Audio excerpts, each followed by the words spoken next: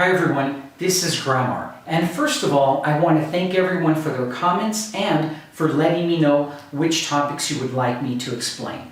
This is one that quite a few of you have asked me to explain, and here you have it, especially for you today. Indirect questions. Okay, first we're going to start with this. This is a regular, let's call it a regular question. This is a direct question. Now, why is this a direct question?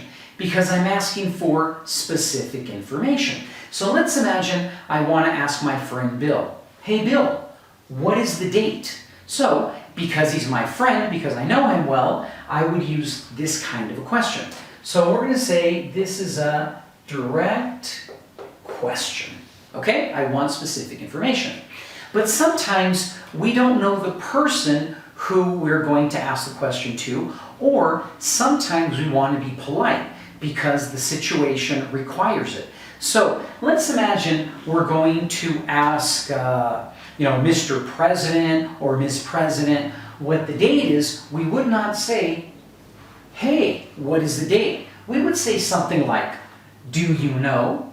Or can you tell me? Or do you have any idea what the date is? Now, if you notice, in this part of the question, the order is different. Okay, let's go back to the direct question.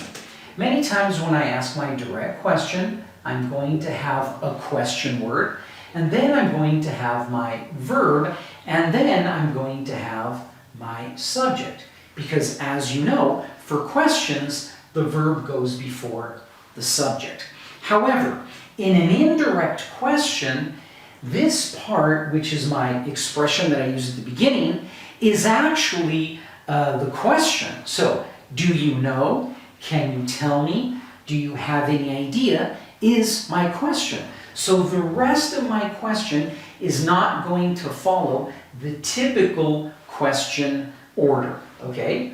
I will use first, after my expression, my question word, but then if you notice, I'm using my subject.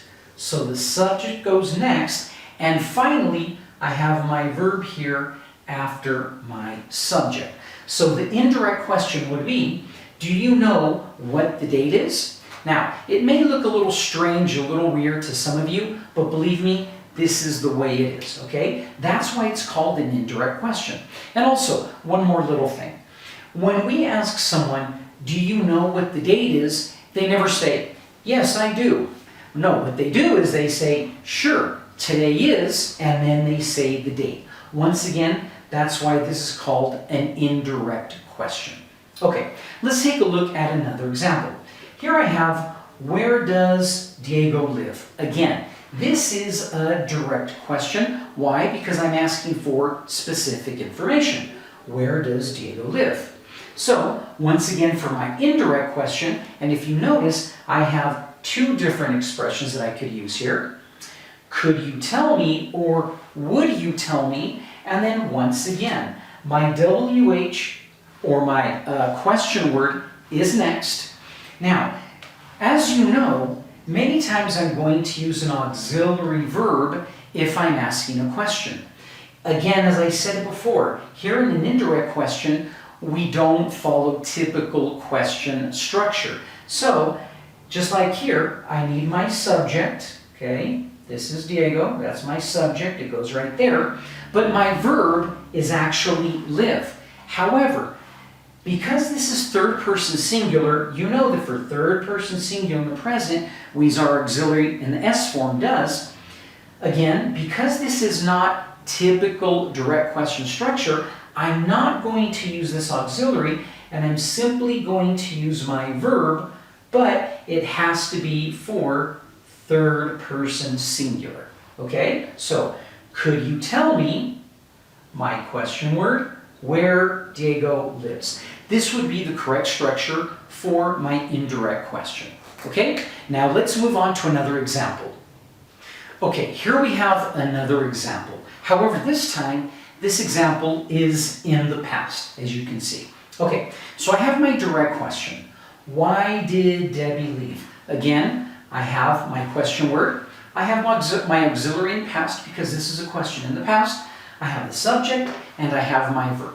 So one more time, I have my question word, here I have my auxiliary, here I have my subject, and here I have my verb. So once again, I start with my expression, any of these, plus the other ones that we have, you choose. And then I have my question word, so there's the question word. Then I have my subject. So in this case, the subject is Debbie. And once again, because this is not typical question structure or question format, let's call it, I'm not going to use my auxiliary. However, my verb now is going to be in the past. Why? Because this question is in the past, so this verb must be in the past. So instead of saying, why did Debbie leave, for my indirect question, I would say, do you know why Debbie left?